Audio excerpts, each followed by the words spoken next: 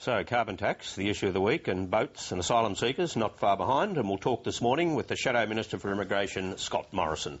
First, we'll see what the Sunday papers are saying around the country, and shambolic scenes at the Victorian State ALP conference.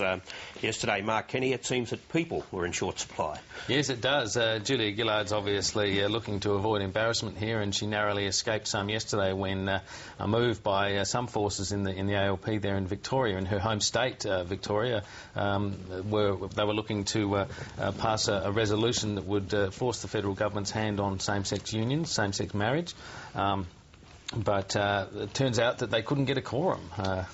Amazing scenes, really. In the end, what is more embarrassing? OK, they take a position on gay marriage that a lot of people in the community support, or the fact that you couldn't get a quorum at a state conference? Well, I suppose I think the primary issue is in the longer term going to be more embarrassing for them. I do think it presents a sort of an image problem for the government. And it makes it hard for people to work out what it is that Julia Gillard stands for.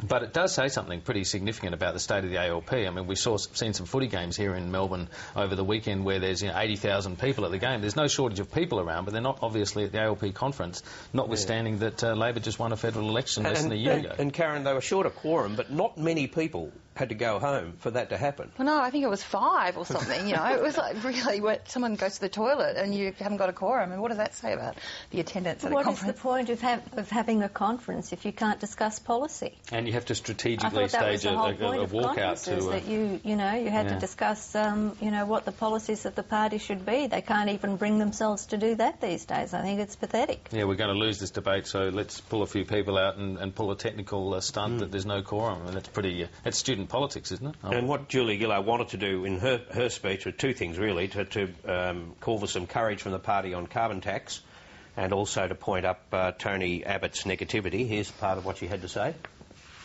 It's because they know that in 2012 this mindlessly negative campaign will be exposed before every Australian. When Australia has a carbon price, when households are generously assisted, when jobs continue to grow, when the sun rises in the east, cows keep giving milk, chickens still lay eggs. Tony Abbott said of himself that he is John Howard and Bronwyn Bishop's political love child. Well, heavens knows that's bad enough. But the truth is, he is acting more like the love child of Sarah Palin and Donald Trump. Now, Karen, the Herald Sun thought that was a bit rough. Yes, the headline in the Herald Sun was battling PM hits below the belt. I have to say, I think, that presumes that she did some damage with that line. I heard that and thought, is that the best she can do, really? That was kind of lame to the extreme. I don't know why you would bother making a joke like that using American analogies. Anyway, yes, the story in the Herald Sun talks about that speech and talks about her, that particular line. It talks about also the fact that she arrived late, was ushered onto the stage from a side door and left as soon as she finished speaking, and contrasting this with the John Howard style of entering a conference room from the back and shaking hands on the way in. I'm not sure, to be honest, that would have done her any favours if she'd done it that way anyway. But she did also talk about the year of decision and delivery, which always to me just sounds like the flip side of all talk and no action, which was the criticism of the Labor government over the carbon tax. I don't think it's a particularly useful response to that either, because it doesn't say what you're going to deliver and what you're going to decide. It allows everybody who hears that to make their own decision about whether you've delivered what they expected or not. What did you make of the speech, Nikki? Well, I think it did damage someone, but it wasn't Abbott. I thought it was Gillard. Once again, it was all about Abbott and not about the government's carbon tax policy.